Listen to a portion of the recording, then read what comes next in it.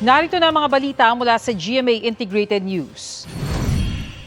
Nakataas ang gale warning sa eastern seaboards ng Southern Luzon, Visayas at Mindanao dahil sa hanging amihan. Ayon sa Pag-asa, magiging delikado para sa mga maliliit na sasakyang pandagat ang pumalaot.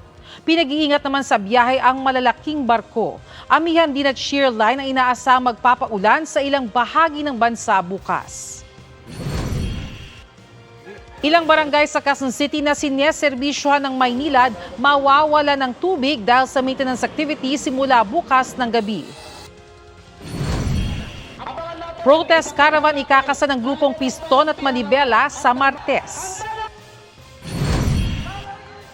At China umalma sa mga bansang bumati sa pagkapanalo ulit ng ruling party sa Taiwan. Para sa mas malaking misyon at mas malawak na paglilingkod sa bayan, ako po si Bernadette Reyes ng GMA Integrated News, ang News Authority ng Pilipino.